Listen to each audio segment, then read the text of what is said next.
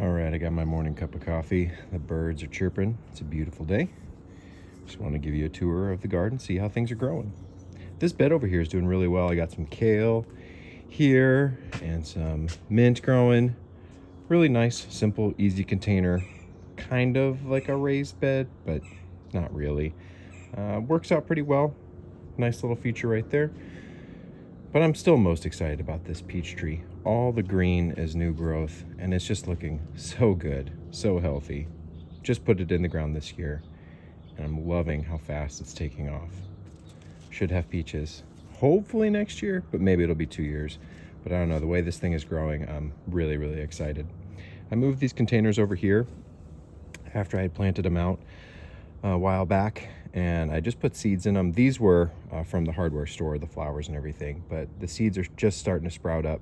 So you can see a couple little sprouts here and there. Not too much going on in this bigger one, but I did plant that one later. And just keeping the oyas filled so they stay nice and watered and hydrated, and some more growth there. You could get things growing a little faster if you started your seeds indoors. I just throw them in outside just to see what would happen, and they're growing great so far. I've also got a ton of wildflowers growing back here that I threw in. We'll see some more over there in a little bit once we get past this fig tree. Great, amazing growth this year. I just love how it's looking and shaping up. Should have figs again maybe next year. I'll probably have figs this year, honestly, the way this thing grows. But this is green figs, and they're not my favorite. I did put in a black fig tree over on the other side. I'll show you in a second. So this one gets fruit, and it's pretty, but the fruit's not my favorite. But all these wildflowers are sprouting up in here. Got some weeds I need to pull out, which I probably might as well just do right now because these are easy to get rid of. Pull them in, pull them out. These strawberries just keep on surviving, so we'll see how long they do. I don't know if they'll make it to next year. It's already been a few years they've been in the ground. But the peach tree, this one is looking great. We got the blooms coming on. This one kind of blooms and fruits a little bit later in the year, which is not my favorite for our zone here. I wish this was a earlier fruiting one, like the new one that I put in over here. But this one does fine. I'll end up getting fruit probably around 4th of July, which here in Phoenix gets really, really hot, and it's not my favorite time to have peaches. Hopefully that one should be getting fruit in May. Again, years down the road. But this one blooms nice, and while I've had issues with it, trying to keep it alive, it's had some rough seasons. Overall, there's lots of healthy new growth on it. Well, there still is a lot that I had to cut back just because there's parts in here that are pretty dead, and I need to cut that off. Once all the new stuff fills in, it should be looking really, really nice. And it just takes a while to wake up after the winter. But my favorite tree probably in my entire yard is this mulberry tree. So prolific. It's amazing. It's beautiful. So much fruit, so much abundance. I can't talk about it enough. If you're trying to grow fruit trees in Phoenix, get a mulberry tree. This is a Pakistan mulberry, so they're the longer size fruit, and they come on real strong, leafing out. Foliage looks great. Tons and tons of fruit on this tree, and there will be a lot to eat this year. And it's really easy to grow because it just keeps on growing. This cutting is doing great. Lots of new growth, all these new buds. There's another one, there's another one. Just cut these off when I was pruning the tree, put some rooting hormone on there, threw it in a bucket, and it just grows. So I'll have mulberry trees to share. And what more could you ask for? It's such a beautiful, amazing tree. This citrus tree is part of the old landscape. I've talked about it before. Probably was getting too much water at one point, and so it kind of got a little sick. But you can see that this isn't even the original trunk and everything. This tree had so many problems years and years ago before I knew anything about what I was doing. And this shoot kind of took off, and so I kind of saved it and just let it grow. And this is probably as big as it'll ever get. And it's just kind of this tiny little dwarf tree now. Still have the tie on there to kind of help support it on the original trunk that you can see. But it's definitely struggled, but we get oranges off of it every year, and they taste great. So I don't mind. If it becomes a bigger problem one day, I might just take it out and put something else there. This guava, still taking a little while to wake up. You can see there is some new growth up there. It's kind of hard to see, but a few small leaves growing off. Once it really warms up and we get good consistent temperatures, it's been kind of up and down, but I think once it warms up, this guava tree will be looking a lot better, and the fruit is just so delicious. I didn't even know I liked guava until last year when I tried some of that fruit. And while there's some extra seeds in there, more than you might be used to, they're pretty hard, kind of like a little pebbles almost. The fruit is just so good.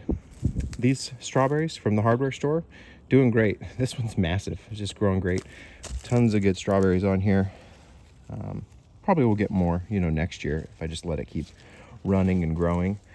But some more stuff sprouting up in here. I threw some seeds in here, and we'll see what takes off. Nothing too much right now. I'm trying to get cantaloupe to grow, but we'll see how those do. I haven't seen any of the seedlings sprout up yet, but I did throw an awful lot of cantaloupe seeds in here, so we'll see what happens with that.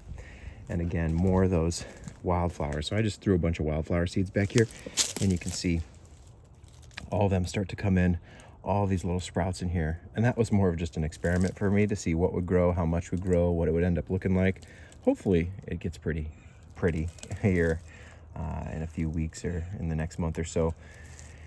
And we'll just keep letting them grow. Maybe we'll have some nice wildflowers to look at. Over this way, the apple tree, still super dormant, super asleep.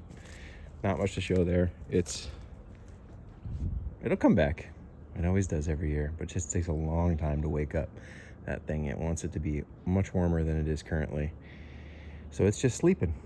But everything else over here looking really nice. One of the new additions that I put in is this new kind of tall raised bed. These are great. The bed itself is pretty affordable. You can find them on Amazon in all different colors. I went with something neutral that would kind of match the landscape in the house. But I went with the squared edges. A lot of the ones you'll see online are rounded, but I really like these garden grids. They're from Garden in Minutes, Garden Time.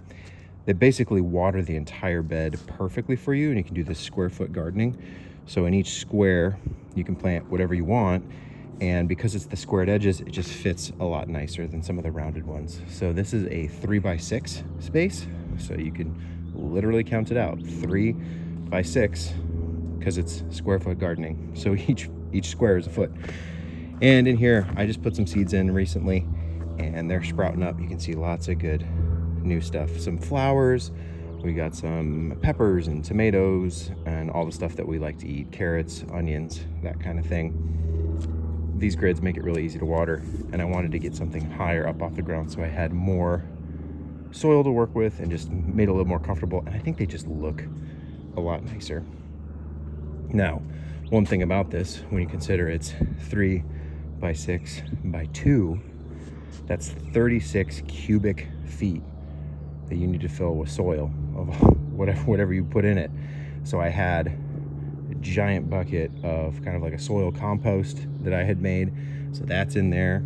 I had a bunch of logs and tree branches, kind of a hugelkultur thing that's at the bottom.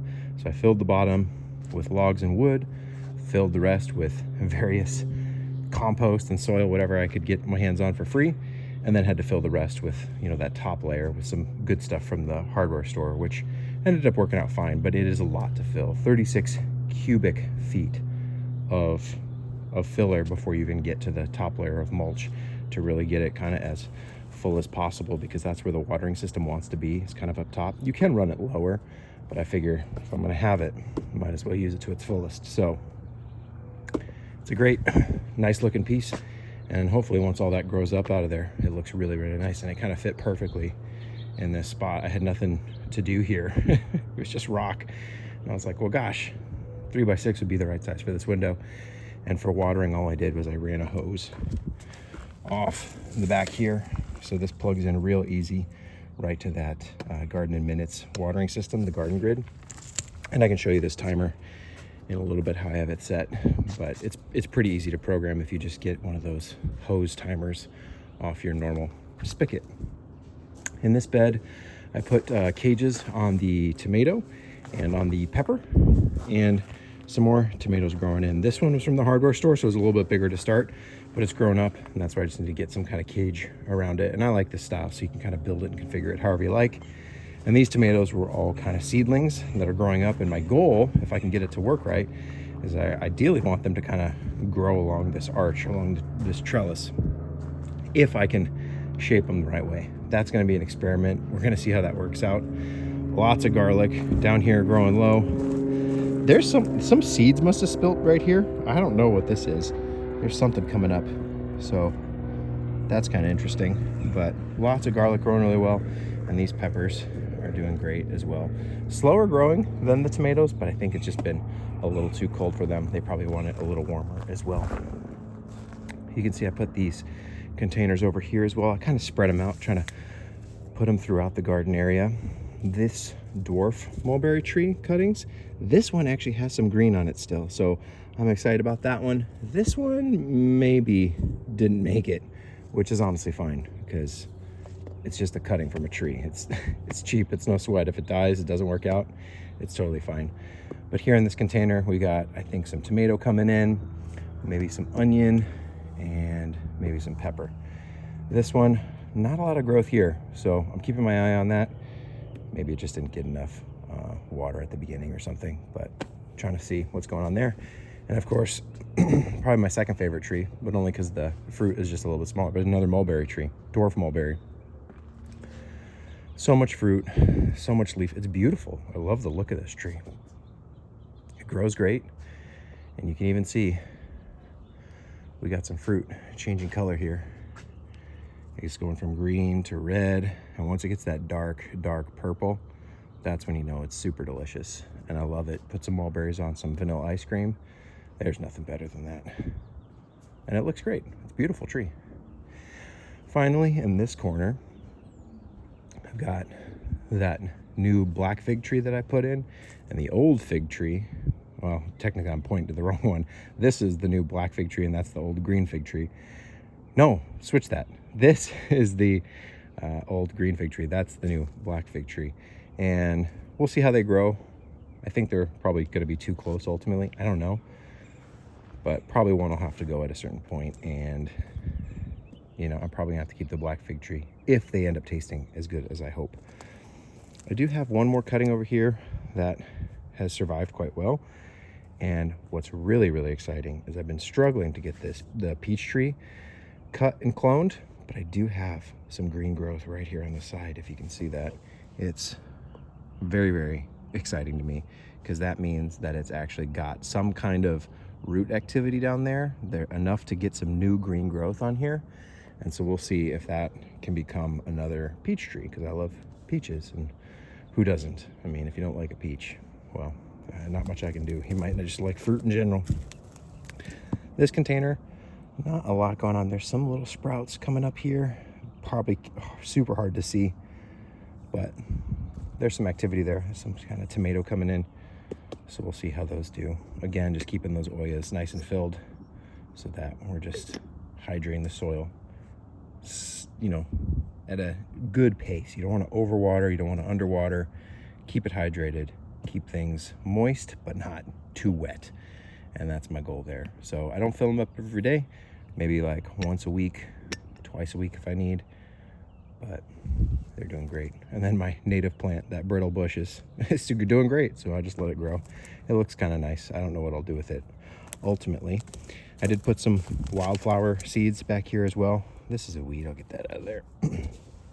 But lots of wildflower growth here. Just sprinkled some seeds to add some extra texture to the ground and some color throughout the garden, which will hopefully be nice here soon. The last thing I'll show you is that water timer, because I do quite like it. So for this bed, I had no way to easily get irrigation. I do have some in-ground irrigation run, but it just wasn't over here because it was just rocks before. And to run a line, an extra line, I'd have to go under the sidewalk here, and it would just be a lot. So instead I chose to just do a normal garden hose, kind of wraps around this way, kind of hidden behind everything else. And I really like this style hose. This isn't the hose that it is. This is for, you know, kind of mobile watering throughout. So it's not even this spigot. So this is the nearby one that I use when I need to fill up the oyas, like this one here. This is some rosemary, pepper, just in another container bag. So when I need to fill an oya, I've got this hose that'll run, but the actual irrigation water for that raised bed goes all the way back down here along this side, and then out the front here through the gate. And I really like this style because you can program watering just off of a regular spigot. So if you set the time, you can say how long, and it's got 3 different stations. So station 1, station 2, station 3. You can program the start time for each station, how long each station runs, how often each station runs. And I like that you can do it in intervals of days. So it doesn't really matter which day of the week you're picking. It's just every 7 days it's going to run. Of course, you can turn the whole system off, and you can turn it on auto, which is how it runs when it's programmed. And you just need the spigot on, but you'll hear it once it clicks on. Oh, there's a beautiful hummingbird that just showed up. You probably missed it, but I got to enjoy it for a second. When it's running, you'll hear it click on, and it'll run throughout your system. Did that hummingbird come back? No, he left. He left us. And it'll basically keep your, whatever you have hooked up to it watered. Right now, I've got one hose to the raised bed over there that I showed you, and the other one is on a soaker hose, just as some extra watering throughout here. There is the in-ground irrigation system, but I added this drip hose last year just for the summer when it gets really, really hot. I wanted to make sure that the trees and everything else was getting the right amount of water throughout kind of everywhere. So that was a makeshift solution. So that hose kind of runs there, but the better solution was for this raised bed with this garden grid on it. And then what you can do is you can just split the hose. If I ever need, I'm probably either this year or next, I'm gonna take this type of system and apply it over here. Probably change out these beds as well. Get them up, get them higher. I like that kind of 2-foot height versus these are like, gosh, what is that? I don't know, 6 inches, 9 inches, something like that. Get it up higher, get the grid so everything's evenly watered. You can see the way it is currently, you can strategically plant based on what the watering needs are of the plants. But in certain areas, right, this garlic has grown well around the irrigation, but it's hard to grow stuff over there, for example, because I just don't have enough connectors. And I could, spend the time to map it all out, but then I don't have enough flow, and to run the flow is from this box right here under the rocks. So it's more under the sidewalk. It's doable. It's just a lot more work that when I put this in at first, I didn't really know what I was doing. And now I kind of like that garden system, and running a hose, I'll have more flow, and I can split there and run another run here for this bed. Maybe a project for this year, maybe next season, maybe next year. We'll see. But overall, I'm very happy with how this one turned out. All of it you can find on Amazon. Pretty easy to get your hands on. Pretty easy to build. I want to say it took me an hour or 2 to put it all together. The garden grid was easy. That just snaps together. You don't even have to do each piece. They send you in 3 chunks for this size. And so you just fit a few connectors together, and then it's all assembled. The bed itself, every screw was kind of, you had to do. So this took some time, but it's real easy. All stuff you can do by hand or with some light power tools. Nothing major. And I think it turned out really nice. So looking forward to doing more stuff like that in the future, because I really like the look. Definitely better. This is definitely better than that in my mind. But hey, that's how I got started, and it was easy and affordable at the time, because that bed I didn't even have to buy. Someone gave it to me. So, don't let anything hold you back. If you want to do it, just get started. This is now 4 years in progress. When I got started, I didn't really know what I was doing. I was just putting stuff in the ground to see what would grow.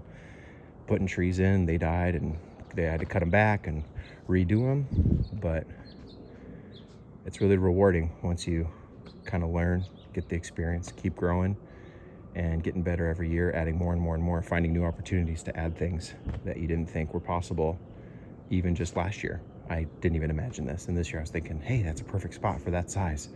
3x6, let's make it happen. So if it's something you want to do, just get started.